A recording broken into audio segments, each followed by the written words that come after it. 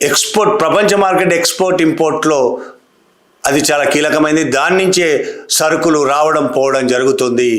ఒకవేళ ఇరాన్ అక్కడ ఆపేస్తే ప్రపంచం మొత్తం పెద్ద ఎత్తున దాదాపు మెజారిటీ, మొత్తంగా కాకపోవచ్చు మెజారిటీ ఆర్థిక వ్యవస్థలు దెబ్బతినే అవకాశం ఉంటుంది. సరుకుల రవాణా ఆగిపోతుంది, ఆయిల్ రవాణా కూడా ఆగిపోతుంది, వ్యవస్థలు చిన్న భిన్నమయ్యే అవకాశం ఉంటుంది. కాబట్టి హర్ముజ్ జలసంధి మీద నియంత్రణ కావాలి అమెరికాకు, ఆయిల్ మీద నియంత్రణ కావాలి, డాలర్ ఏకఛత్రాధిపత్యం కొనసాగించాలి, మొత్తం మార్కెట్, గ్లోబల్ మార్కెట్ తన చేతుల్లో ఉండాలి.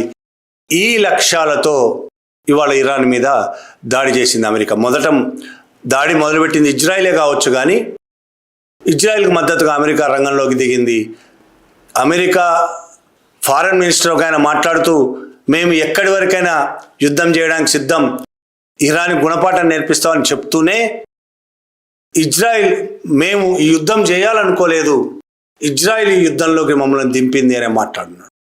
ఇజ్రాయిల్ ఇరాన్ మీద దాడి చేసిన తర్వాత ఇరాన్ మా మీద దాడి చేస్తుందేమో అనే అనుమానంతో మేము దాడి చేయాల్సి వచ్చింది అని మాట్లాడాడు. అనుమానంతో ఒక దేశ అధ్యక్షుడిని హత్య చేశారు.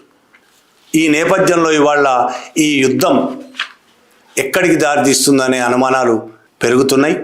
ఇక ఖొమేనీ హత్యకు సంబంధించి కూడా ఈ దేశాల అధ్యక్షులను, కీలకమైన వ్యక్తులను హత్యలు చేయడం అనేది అమెరికాకి వాళ్ళ కొత్త కాదు.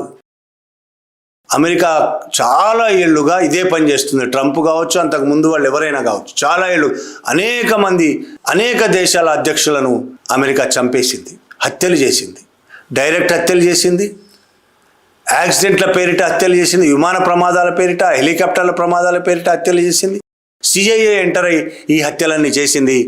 ఇరాక్ అధ్యక్షుడు సద్దాం హుస్సేన్ ఏ విధంగా హత్య చేసింది మనం చూసాం, ఉరేసి చంపేసింది.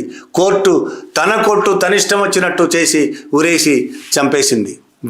లిబియా అధ్యక్షుడు గడాఫీని చంపింది, చిలీలో అలెండీని చంపింది, అలాగే పాలస్తీనా, ఈజిప్ట్, కాంగో, ఇట్లా చాలా దేశాలు లిస్ట్ చెప్పుకుంటూ పోతే చాలా పెద్దది. అమెరికా ఈ ప్రపంచం మీద తనకు హక్కు ఉందనుకుంటుంది. ఈ ప్రపంచం అధ్యక్షుడిని తానని అమెరికా అధ్యక్షుడు ఫీల్ అవుతాడు. ఎవరు అధ్యక్షుడు ఉన్నా, ట్రంపే కదా, అంతకు ముందు వాళ్ళు కూడా ఈ ప్రపంచం అంతా నేనే పరిపాలిస్తున్నా, నేను రాజునని ఫీల్ అవుతాడు. కాబట్టి ఎక్కడ ఎవరు వాళ్ళకు వ్యతిరేకంగా మాట్లాడినా, తమ ఆర్థిక ప్రయోజనాలకు వ్యతిరేకంగా మాట్లాడినా, తమ పవర్ని ఎదిరించినా వాళ్ళని చంపడానికి వెనకాడరు, అక్రమ పద్ధతుల్లో చంపుతారు. మొన్న వెనుజులాలో మధురోను ఎత్తుకొచ్చేశారు.